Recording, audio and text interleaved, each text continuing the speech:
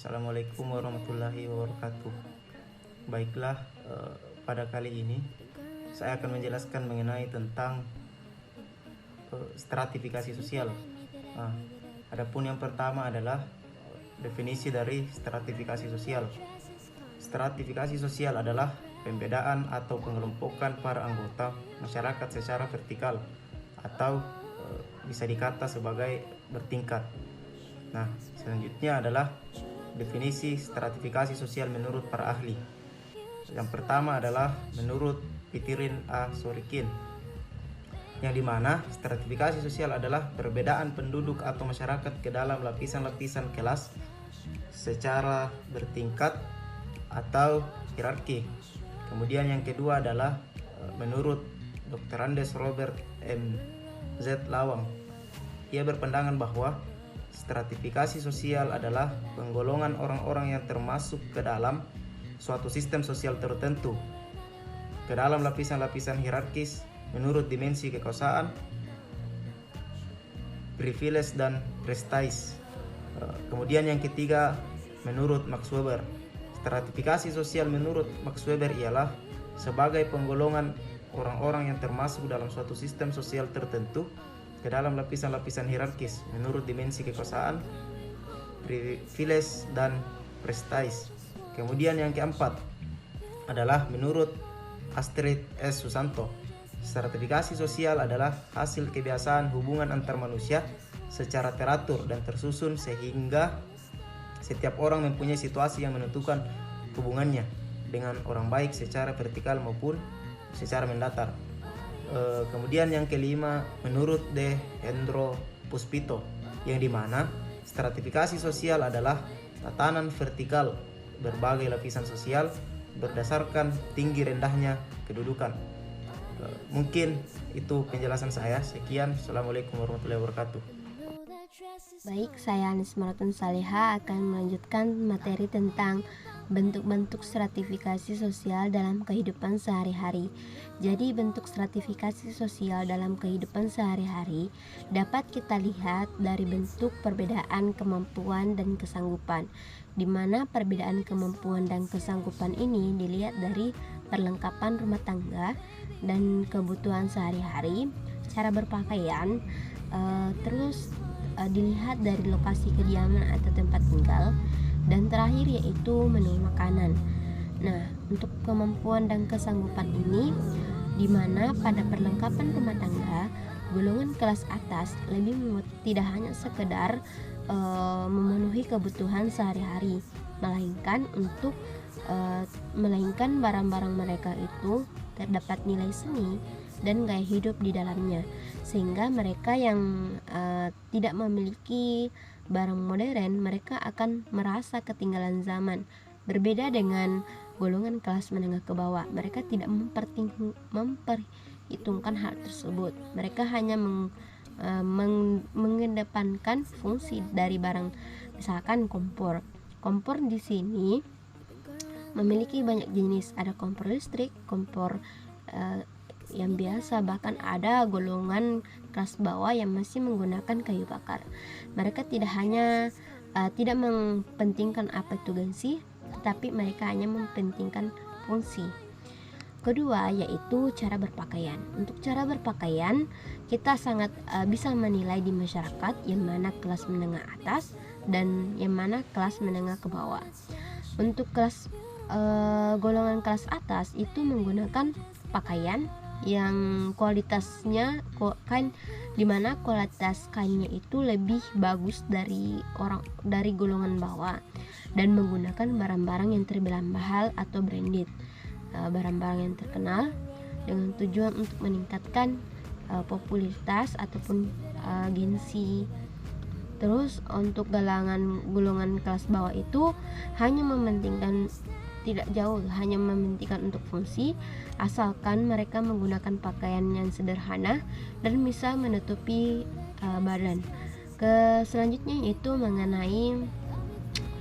mengenai tempat kediaman atau tempat tinggal.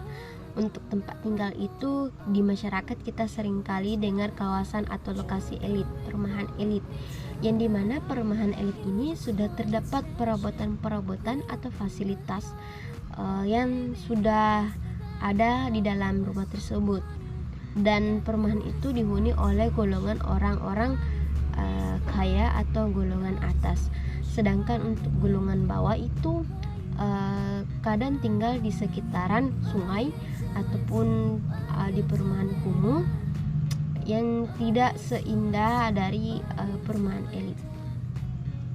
Dan selanjutnya itu untuk menu makanan, di mana menu makanan ini kita untuk menu makanan di mana golongan atas itu lebih dominan untuk memakan makanan ala barat seperti burger, Kentucky, pizza dan lain-lain. Sedangkan golongan bawah sangat asing terdengar makanan tersebut. Dia hanya mementingkan gizi yang akan dimakan, yaitu perbedaan gaya hidup. Perbedaan gaya hidup ini kita dapat lihat dari perbedaan pakaian seragam, kedua itu gaya berbicara, sebutan gelar, dan jenis kegiatan kegemarannya.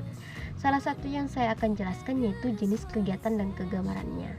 Nah, orang-orang kaya ketika memiliki waktu luang, mereka akan menjalankan hobi ataupun sesuatu yang berkaitan dengan olahraga ataupun mengisi waktu luang itu dalam bentuk kegiatan-kegiatan yang terbilang mahal seperti memainkan golf, berkuda, dan lain-lain. Nah, permainan golf itu hanya diperuntukkan oleh golongan-golongan kelas atas karena harga untuk memasuki permainan tersebut itu terbilang mahal. Jadi sehingga yang orang-orang golongan atas yang bisa akses pada permainan tersebut.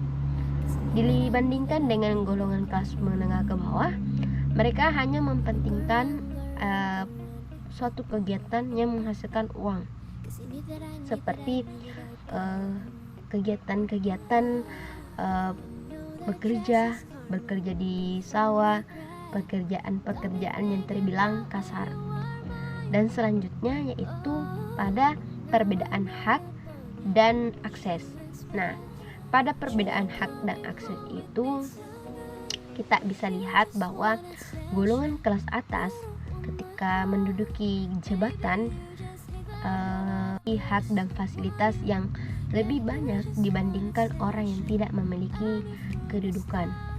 Nah, seperti misalkan seorang direktur itu memiliki hak untuk menyuruh bawahannya, dan fasilitas-fasilitas kantor direktur bisa menggunakan, baik itu dalam bentuk fasilitas mobil, handphone, dan lain-lain sebagainya.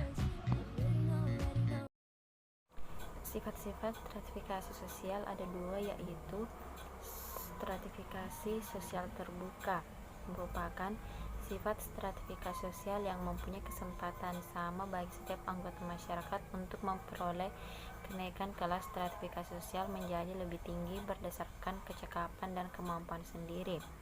Seperti sebuah bisnis, setiap pengusaha mempunyai kesempatan yang sama memperoleh konsumen yang banyak serta mendapatkan keuntungan yang banyak.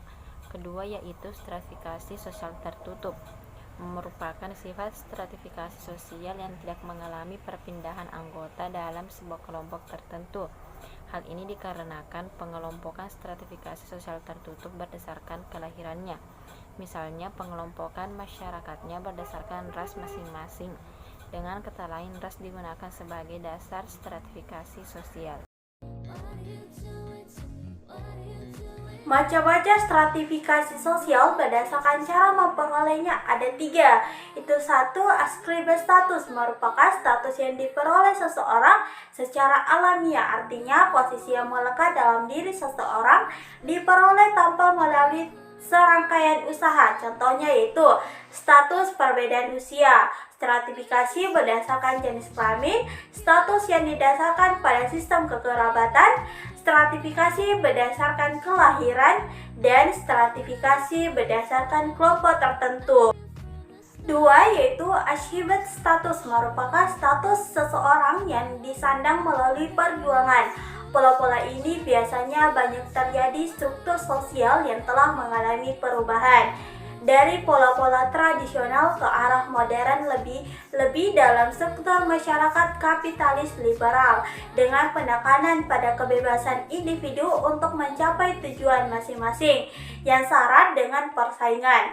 Contohnya yaitu stratifikasi berdasarkan jenjang pendidikan, stratifikasi berdasarkan senioritas, stratifikasi di bidang pekerjaan, stratifikasi di bidang ekonomi. Ketiga yaitu assigned status adalah status sosial yang diperoleh seseorang atau sekelompok orang dari pemberian. Akan tetapi status sosial yang berasal dari pemberian ini sebenarnya juga terluput dari usaha-usaha seseorang atau sekelompok orang, sehingga dengan usaha-usaha tersebut ia memperoleh penghargaan. Kenyataan ini menuai pro dan kontra dalam sistem pengklasifikasian antara memasukkan stratifikasi sosial ini di kelompok tersendiri atau kelompok lain. Hal ini didasarkan kepada asal dibalik penghargaan yang diterima oleh seseorang atau sekelompok orang yang pada akhirnya berkaitan erat dengan prestasi yang telah diraihnya. Seseorang menerima hadiah Nobel karena dianggap sebagai pelopor perdamaian, yang lain menerima gelar doktor honoris causa dalam bidang tertentu jika erat kaitannya dengan prestasi yang telah diraihnya.